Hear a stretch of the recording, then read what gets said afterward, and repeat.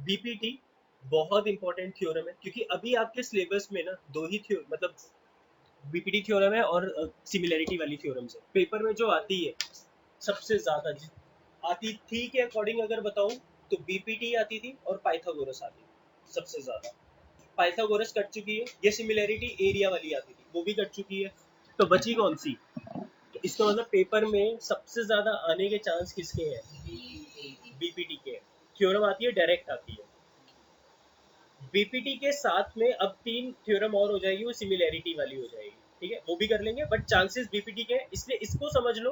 तरीका है इसको करने का और बहुत इजी है। अगर आपने ये स्टेप्स देख लिए ना तो ये बीपीटी रट जाएगी आपको, इस चीज की गारंटी है। अगर स्टेप में इधर उधर ध्यान दे दिया तो फिर बीपीटी नहीं समझ आएगी कभी। ठीक है, तो ध्यान से सुनना मेरी बात। सबसे पहले बीपीटी थ्योरम कहती क्या है? If a line is drawn parallel to one side of a triangle, एक ट्रायंगल है, ये ट्रायंगल है, इसके किसी भी साइड के पैरेलल हमें एक लाइन ड्रॉ करनी है। बेस पे करेंगे। एबीसी ट्रायंगल है, हमने बेस के लिए बेस से एक पैरेलल लाइन ड्रॉ की, कहा to intersect the other two side. तो नीचे तो नहीं कर सकता ना, अगर मैंने इसके पैरेलल नीचे ड्रॉ की तो वो अदर टू साइड को इंटरसेक्ट कर रही है?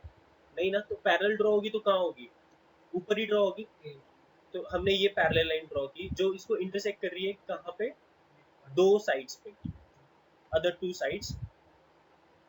तो ये ले लेते हैं हम A B C D and E. Naming भी यही करना, बहुत इजी रहेगा। तो डी ई जो है वो पैरेलल है बी सी से, ये गिवन में आएगा। D E is parallel to B सी।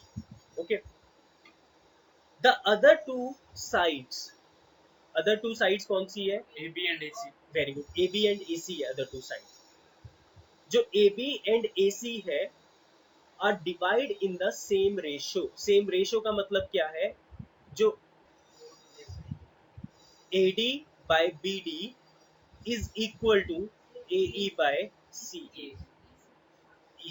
अगर हम एक साइड के पैरेलल एक लाइन ड्रॉ करते हैं, ट्राइंगल की एक साइड से पैरेलल एक लाइन ड्रॉ करते हैं, तो वो ऑटोमेटिकली जो दो साइड्स बची होंगी उनको इक्वल रेशियो में क्या करेगा?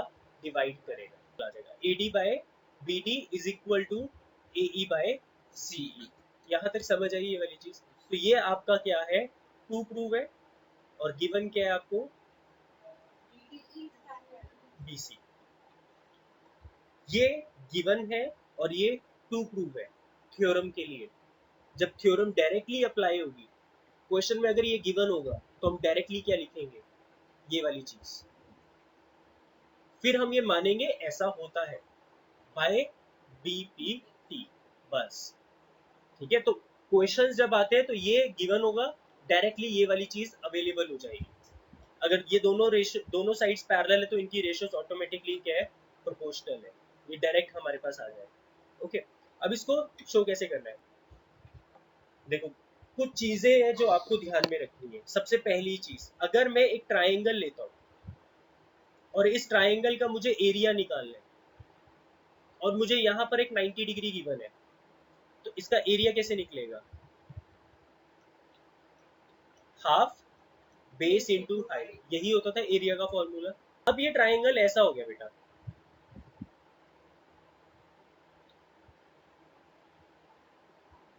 ये बेस है, परपेंडिकुलर को हाइट बोलते हैं, तो अब इसका एरिया कैसे निकलेगा? हाफ बेस इंटू, ऐसे निकलेगा हाफ बेस इंटू हाइट। अब अगर ये ट्राइंगल है,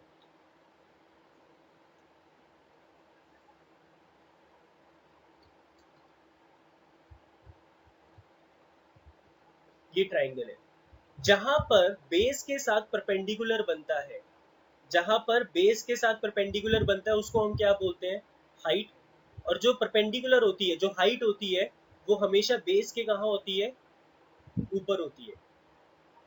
बेस हाइट जो होती है ना, वो हमेशा बेस के ऊपर होगी, परपेंडिकुलर होगा। ठीक है, अगर आपके पास ये परपेंडिकुलर है तो आप मुझे बता सकते हो बेस किसको लोगे आप? ए बी को लोगे, बी सी को लोगे या ए सी को लोगे? जिसके ऊपर परपेंडिकुलर ड्रॉ हुआ है, एसी। एसी परपेंडिकुलर किसके ऊपर ड्रॉ हुआ है? फुट ऑफ परपेंडिकुलर कहाँ पे है? एसी के ऊपर है, तो बेस आप किसको लोगे? एसी को लोगे। यहाँ पर परपेंडिकुलर किसके ऊपर ड्रॉ है? बीसी के ऊपर, तो अब बेस किसको लोगे? यहाँ पे बीसी को लोगे। यहाँ पर परपेंडिकुलर किसके ऊपर ड्रॉ है? बीसी के ऊपर। इसका मतलब आप हाइट किसको ले रहे हो बेटा? ये बेस, ये परपेंडिकुलर। इस वाली सिचुएशन में ना आप किसी को भी बेस और किसी को भी हाइट ले सकते हो अदर देन हाइपोटेन्यूज। आप ए बी को भी बेस ले सकते हो और हाइट किसको ले सकते हो? बीसी को ले सकते हो, ठीक है। अब इस वाले में, इस वाले पार्ट में, इस ट्राइंगल के अंदर मैं अगर परपेंडिकुलर ड्रॉ करना चाहूँ तो वो ड्रॉ ऐसा होगा, इसको एक्सटेंड करना पड़ेगा, इसके अंदर नहीं ड्रॉ होगा। अगर किसी ट्राइंगल के अंदर हाइट परपेंडिकुलर ड्रॉ नहीं हो रही आदित्य, अगर किसी ट्राइंगल के अंदर परपेंडिकुलर ड्रॉ नहीं हो रहा, तो इसका मतलब ये नहीं है कि उसका एरिया नहीं निकल पाएगा। बेस हम इतना ही लेंगे, हाइट उसके बाहर उसको एक्सटेंड करके ले सकते हैं। तो इसका एरिया भी क्या होगा? हाफ बेस इंटू हाइट, जिसमें से बेस इतना ही लेना है आपने, इसको एक्सटेंड करके ये बाहर निकली है हाइट, तो हाइट आपकी ट्राइंगल के बाहर भी निकल सकती है। ये चीज ध्यान में रखनी है। हमेशा ट्राइंगल के अंदर परपेंडिकुलर ड्रॉ होना जरूरी नहीं है। आप बेस को एक्सटेंड कर देना, बट बेस ये पूरा मत लेना, इस पूरे को नहीं लेना। बेस बेस उतना ही लेना है हमने जिस ट्राइंगल का एरिया निकालना है उसका बेस हो, उतना ही बेस, पूरा बेस नहीं लेंगे। क्लियर है ये वाली चीज सबको? बस ये ध्यान में रखनी है। उसके बाद ये चीज यूज होने वाली है। दूसरी चीज क्या यूज होने वाली है? एक एरिया ऑफ पैरेललोग्राम चैप्टर था क्लास 9th में, वो कट गया था लास्ट टाइम। उसकी एक थ्योरम यूज होगी, ठीक है। उसकी थ्योरम ये है कि अगर ये बेस है, ये दोनों साइड्स आपस में पैरेलल है, जो ए बी है वो सी डी के साथ क्या है? पैरेलल। यहां पर एक ट्राइंगल ड्रॉ हुआ, वो हुआ पीसीडी। एक ट्राइंगल और ड्रॉ हुआ, वो हुआ क्यूसीडी। क्यूसीडी दोनों के बेस सेम है कि नहीं? दोनों के बेस सेम है। दोनों दो पैरेलल लाइंस के बीच में आते हैं, दोनों ट्राइंगल्स दो पैरेलल लाइन के बीच में आते हैं, तो इनके एरियाज क्या होते हैं? Equal. If a triangle having same base between the same parallel lines, then their areas are same. If a triangle having same base between same parallel lines, then their areas are equal. ये area of parallelogram से relate करती है theorem. ये भी theorem इसमें use होगी।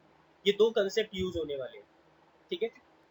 सबसे पहली चीज, इस थ्योरम में आपको चार ट्राइंगल्स के एरिया निकालने हैं, उसी से ये वाली चीज प्रूव हो जाएगी। हम चार ट्राइंगल्स के एरिया निकालेंगे, ओके, मेरी बात समझ रहे हो?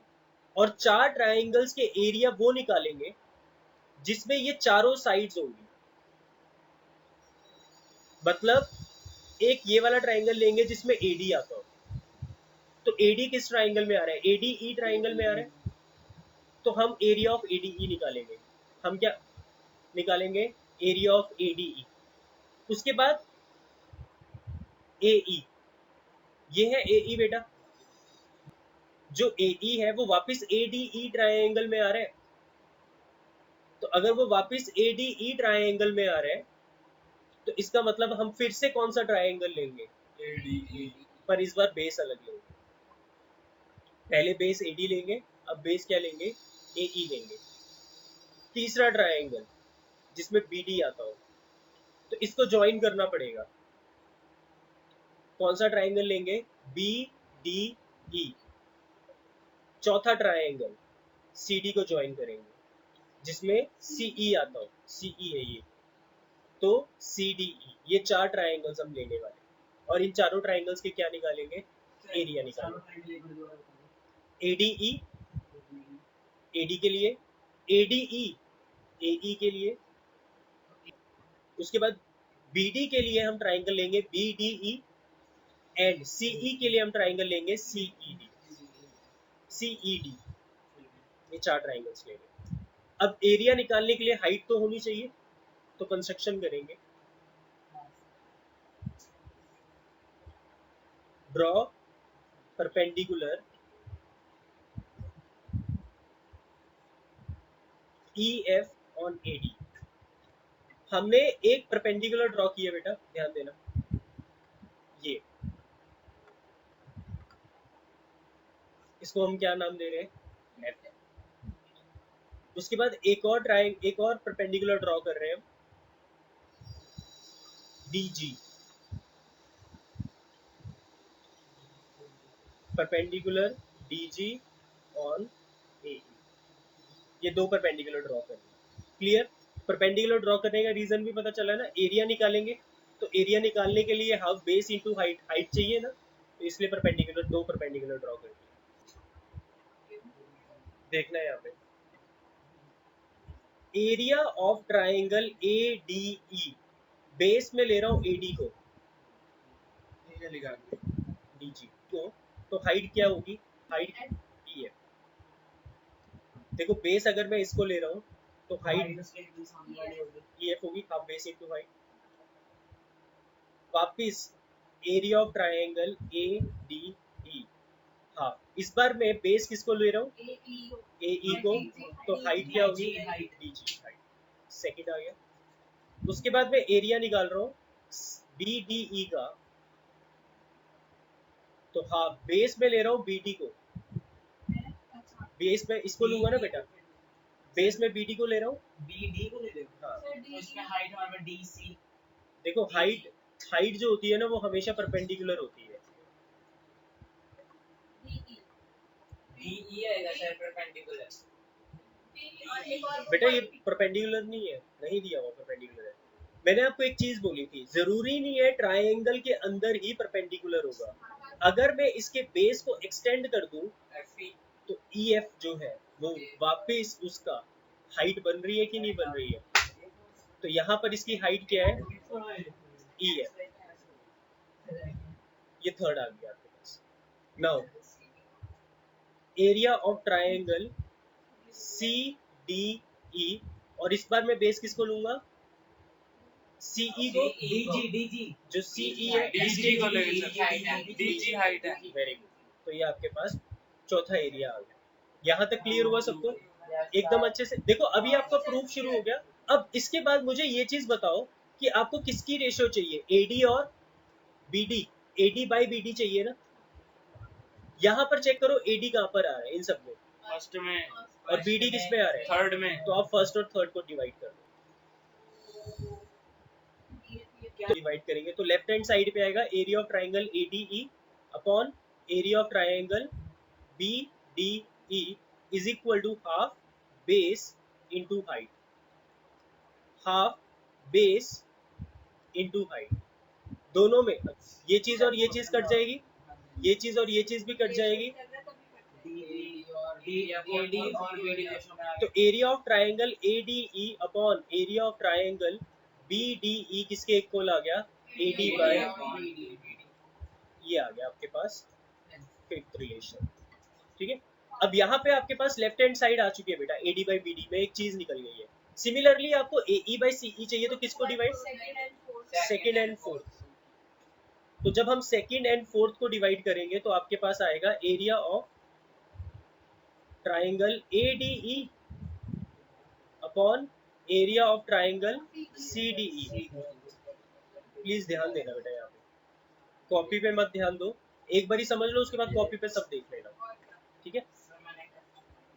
फिर बेटा कर दो, एरिया ऑफ ADE हम अब सेकंड वाला ले रहे हैं, तो ऊपर आएगा हाफ बेस इंटू हाइट, और CDE में भी क्या आएगा, half base into height, half और हाफ कट गया, DG और DG कट गया, मतलब area of triangle ADE upon area of triangle CDE किसके इक्वल हो गया, AE बाय CE। ये कौन सा रिलेशन निकल गया, सिक्स्थ रिलेशन। अब देखो जो हमें प्रूफ करना है उसमें हमें किन को प्रूफ करना है, आदि AD बाई BD को AC बाय CE के इक्वल प्रूफ करना है, नहीं बेटा, अभी ये इक्वल नहीं हुए। Area of triangle BDE and area of triangle CDE आपस में इक्वल है। उसका रीजन क्या है? Between same parallel lines BC parallel to DE and same base DE। तो दो ट्राइंगल्स जिनका बेस सेम होता है और दोनों सेम पैरेलल लाइंस के बीच में होते हैं, तो वो दोनों ट्राइंगल्स का एरिया क्या होता है? Equal. Therefore area of triangle ADE upon area of triangle BDE is equal to area of triangle ADE upon area of triangle CDE। तो लेफ्ट हैंड साइड में न्यूमिनेटर तो सेम है, डिनोमिनेटर नहीं same थे, और डिनोमिनेटर के area equal हो गए बाय द थ्योरम कि वो same base between same parallel line है। तो पूरी की पूरी रेशियो इक्वल आ गई। और अगर इनकी लेफ्ट हैंड साइड की रेशियोज इक्वल है आपस में, तो राइट हैंड साइड की रेशियोज भी क्या हो जाएगी? इक्वल हो जाएगी, की रेशियोज इक्वल आ जाएगी। Hence is equal to AE by CE।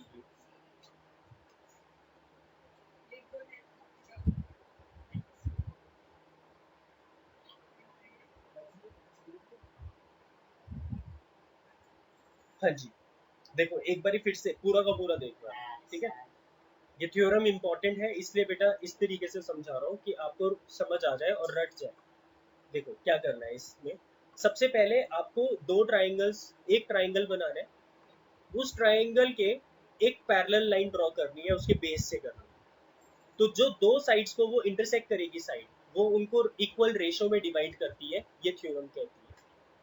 तो AD बाय BD जो है वो किसके इक्वल आ जाएगा? AE बाय CE के। ये टू प्रूफ है आपका। हमें क्या करना है, जो दो साइड्स, जो दो रेशियोज को इक्वल करना है, उसमें AD आ रहा है तो एक ट्राइंगल ADE लेंगे, उसमें AE आ रहा है तो एक ट्राइंगल ADE वापस लेंगे, एक BD आ रहा है तो ट्राइंगल BDE लेंगे, और एक CE आ रहा है तो ट्राइंगल CDE। तो ये चार ट्राइंगल्स लेंगे। जब ऊपर वाला ट्राइंगल लेंगे अरे, तो इसमें बेस आप AD को लोगे और हाइट आप किसको लोगे? EF को। ये कंस्ट्रक्शन से ड्रॉ की, हाफ बेस इंटू हाइट से आ जाएगा। फिर आप बेस लोगे AE को और हाइट किसको लोगे? DG को। तो हाफ बेस इंटू हाइट से दूसरा रिलेशन आ जाएगा। उसके बाद आप BDE ट्राइंगल लोगे, BDE ट्राइंगल में आप बेस BD को लोगे बट हाइट किसको लोगे? DEF को। हाफ बेस इंटू हाइट आ जाएगा। एक और रिलेशन थर्ड। अब ये आपने कहाँ से एक्सटेंड किए? ये यहाँ पे एक्सटेंड हो, तो ये FE नहीं आएगी? हाँ FE बोलो या EF बोलो। उसके बाद आप CDE ट्राइंगल लोगे, तो CDE ट्राइंगल में आप हाइट किसको लोगे? DG। तो यहाँ से आपके पास चार रिलेशन आ जाएंगे एरिया के। ये चारों रिलेशन आपने निकाली। अब किसको किसके साथ डिवाइड करना है, वो जो रेशो निकालनी है उसके अकॉर्डिंगली आपने सोचना है। तो आपने AD बाय BD निकालना था, इसलिए 1 और 3 को डिवाइड किया तो AD बाय BD आ गया ऑटोमेटिकली। आदित्य ध्यान दो। उसके बाद आपको AE बाय CE निकालना था, तो आपने ADE और CDE को भी डिवाइड कर दिया। तो वहां से आपके पास दो रिलेशन निकल गए, ये वाला और ये वाला। अब किसी तरीके से लेफ्ट हैंड साइड को इक्वल प्रूफ कर दोगे तो राइट हैंड साइड ऑटोमेटिकली क्या हो जाएगी? इक्वल हो जाएगी। तो लेफ्ट हैंड साइड में न्यूमिनेटर तो सेम है, डिनोमिनेटर नहीं सेम थे, और डिनोमिनेटर के एरिया इक्वल हो गए बाय द थ्योरम कि वो same base between same parallel line है। तो पूरी की पूरी रेशियो इक्वल आ गई। और अगर इनकी लेफ्ट हैंड साइड की रेशियोज इक्वल है आपस में, तो राइट हैंड साइड की रेशियोज भी क्या हो जाएगी? इक्वल हो जाएगी। तो वही आपको क्या करना है, ये आपका प्रूफ होगा। समझ आया? एक दो बार कर लेना, अपने आप रट जाएगा ये।